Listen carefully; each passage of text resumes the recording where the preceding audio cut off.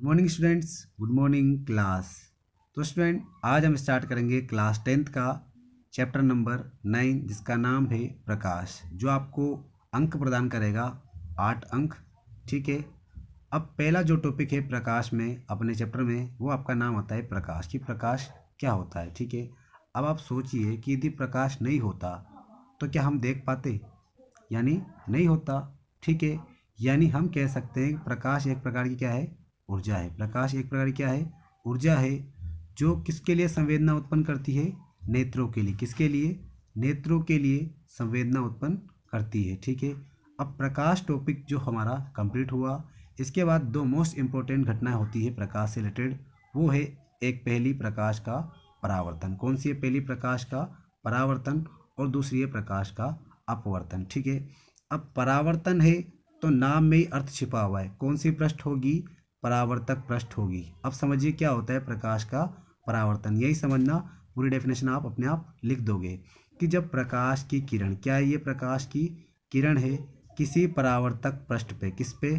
किसी परावर्तक पृष्ठ पर आपतित होती है। ठीक है। यानी प्रकाश की किरण किसी परावर्तक पृष्ठ पर आपतित होती है तो परावर्तक पृष्ठ से टक्कर होगी। यहाँ पे टकराने के पश्चात पुनः उसी माध्यम में लौट जाती है। पुनः उसी माध्यम में लौट जाती है। यही घटना क्या कहलाती है? प्रकाश का परावर्तन कहलाती है। ठीक है। अब हमने ये क्या लिख रखा है उसको समझिए कि आने वाली जो किरण है उसे बोलते हैं आपतित किरण। ठीक है। और जाने वाली किरण को बोलते हैं परावर्तित किरण। कब? जब कौन सी घटना हो रही है? परावर्तन की घटना हो रही है। ठीक है। और आपतित किरण और परावर्तित किरण के बीच में एक काल्पनिक रेखा होती है, इसे बोलते हैं अभिलंब। ठीक है। अब ये मैंने यहाँ पर कुछ कोण बनाया हुआ है, यानी कोण आई होता है आपतन कोण। आपतन कोण का अर्थात आपतित किरण और अभिलंब के बीच का कोण आपतन। आपतित से आपतन बन जाएगा। परावर्तित किरण और परावर्तित किरण और अभिलंब के बीच का कोण क्या हो जाएगा? परावर्तन कोण हो जाएगा। ठीक है। इसकी परिभाषा परावर्तन की कैसे लिखते हैं उसको समझिए कि जैसा मैंने आपको समझाया वैसा ही लिखना है। ठीक है। कि जब प्रकाश की किरण, यानी ये प्रकाश की किरण आ रही है, यानी जब प्रकाश की किरण किसी परावर्तक पृष्ठ पे, ये कौन सी पृष्ठ है? परावर्तक पृष्ठ। ठीक है। यानी प्रकाश की किरण किसी परावर्तक पृष्ठ पर क्या होती है? आपतित हो रही है। क्या हो रही है? आपतित होती है। तो परावर्तक पृष्ठ से, किससे? ये कौन सी पृष्ठ है? परावर्तक पृष्ठ। यानी परावर्तक पृष्ठ से टकराने के पश्चात ये आई तो यहाँ पर टक्कर हुई। टकराने के पश्चात पुनः उसी माध्यम में, किसमें? पुनः उसी माध्यम में क्या होती है? लौट आती है। तो यह घटना प्रकाश क्या कहलाती है? परावर्तन कहलाती है। ठीक है। अब समझते हैं प्रकाश के परावर्तन के नियम। फ्रेंड, टॉपिक है प्रकाश के परावर्तन, जैसा कि मैंने नीचे लिख रखा है, इसको हम ऊपर समझते हैं। इस डायग्राम से पूरा समझ में आ जाएगा। ठीक है। कि आपके पास मैंने बताया था कि आने वाली किरण कौन सी होती है? आपतित किरण। जाने वाली परावर्तित, बीच में काल्पनिक रेखा अभिलंब, ये कोण आपतन कोण और ये परावर्तन कोण। ठीक है। तो इसमें देखिए आपतित किरण, परावर्तित किरण और अभिलंब तीनों कहाँ से निकल रहे हैं? एक बिंदु से। तो क्या लिखोगे इसमें पहले रूल में कि आपतित किरण, परावर्तित किरण और अभिलंब तीनों क्या होते हैं? एक बिंदुगामी होते हैं। क्या होते हैं? तीनों एक बिंदुगामी होते हैं। ठीक है। और दूसरा पॉइंट क्या लिखोगे? ये जो कोण है, ये कोण कौन सा है? आपतन कोण। और ये कौन सा है? परावर्तन कोण। यानी आपतन कोण का मान परावर्तन कोण के मान के क्या होता है? बराबर होता है। और तीसरा कि प्रकाश की किरण आ रही है, ठीक है, पुनः उसी माध्यम में लौट जा रही है। ठीक है। तो टकराने के बाद पुनः उसी माध्यम में लौट गई। तो प्रकाश के परावर्तन के पश्चात जो प्रकाश की किरण है, इसकी आवृत्ति और तरंग दैर्घ्य क्या क्या? आवृत्ति और तरंग दैर्घ्य क्या होती है? अपरिवर्तित रहती है। ठीक है। क्या होती है? आवृत्ति और तरंग दैर्घ्य अपरिवर्तित रहती है। ठीक है। नोट्स में लिख लो कैसे लिखना है। देखो लिखा हुआ है, ये देखो लिखा हुआ है कि आपतित किरण, परावर्तित किरण और अभिलंब तीनों क्या होते हैं? एक बिंदुगामी। दूसरा क्या लिख रखा है? आपतन कोण, परावर्तन कोण का मान क्या होता है? बराबर होता है। और तीसरा हम लिख रखा है कि जब प्रकाश की किरण किसी परावर्तक पृष्ठ पर क्या होती है?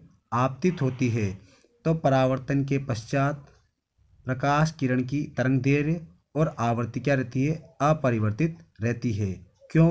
क्योंकि जिस माध्यम से आती है पुनः उसी माध्यम में लौट जाती है। ठीक है। यानी तीन इंपॉर्टेंट नियम है जो हमें याद रखने, और प्रकाश का परावर्तन। अब बारी आती है प्रकाश के अपवर्तन की। सॉरी, इसके पहले हम समझते हैं परावर्तन के प्रकार। ठीक है, यानी हमारे पास परावर्तन दो प्रकार का होता है।